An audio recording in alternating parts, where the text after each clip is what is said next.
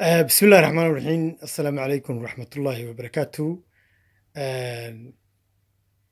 waxaan runtii maanta soo booqanay ama aan waraysi la yeelashay oo runtii inaan runtii waraysto boqor cirmadow oo runtii jooga magaalada Sheffield. boqorka runtii waxaan weydiiyey inuu runtii waxa uu ka qabo iyo sida uu arkayo runtii waxyaabaha dhacaya oo ay ugu horeyso runtii 10 nin ee runtii la xidhay ilaa shalay iyo ilaa maanta runtii oo ummadda runtii ka yaabiyey siday xukuumaddu runtii wax u wado nimankaas oo ah runtii ka soo jeeda beesha garxajis boqorkuna uu runtii ka soo jeedo beesha garxajis iyo xukuumaddu runtii isagay soo deysay boqor buurmadow. maxaad ka odhan lahayd boqor? عبد الله السلام عليكم أمة الإسلام كأمة الصومالية أمة الشمال الأنبا كأمة الشمال الله والسلام سلامة الإسلام السلام عليكم ورحمة الله وبركاته. هذا سؤال شهادة صار نقول هو حاب الفرحانية بعد ذلك الصعدة وحكى الصعدة حسوق حكتله دغدغاق حكتله محمد سياد بحي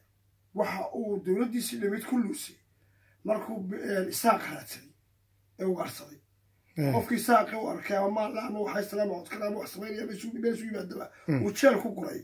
wuxuu ka qaaday qarannimadii uu luuso maanta abdi wadogtaho isaaq marka la yiraahdo garaajis halkan hadday noqoto jidka uu soo gaambaa taariikh hadday noqoto reerka ku taariikhda badan labo nabadgelyadii wanaagana inta badan anagu ma ilaalina waxaa kuu muuqata in xagjirnimadii maanta socoto oo wax sheegaan layadaa bilaabatay xukuumaddan muusana xasuuq gaar ah iyo il gaar ah ay ku wado beesha garaajis oo si gaar u gaarsanayso bal waxaa mucjise ah ninkii intuu ka tegay somaliland waa loo tegi karaa oqaal waa lasoo amriyi karaa laakiin u tegey ninkii dalkii dadkaba xasuuqay morgan wuxuu ku hadlayay adugay ee qaranka iyo dadka iyo sheer Soomaaliland ka galay dambiga ee inta ugu yartay 2 sano oo kala xil lahaa maanta siira howliraana inta madaxa la kala tusay lagu soo taayay dad waxba geysan waxba dhimin lagu xidhay shir baan qabsanaynaa oo shir baan qabsanaa oo saboorsanaa nimadii shir baan saboorsanaa baa la xidhay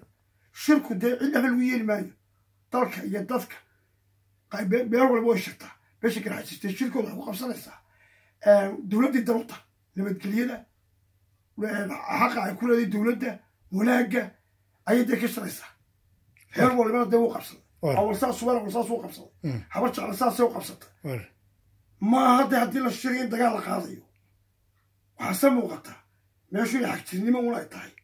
أو ماشي بيشك حاسس تكدوا له على صديه واحد دولة تتعلم تتجلس تدي عندي شيء بيشك حاسس تاي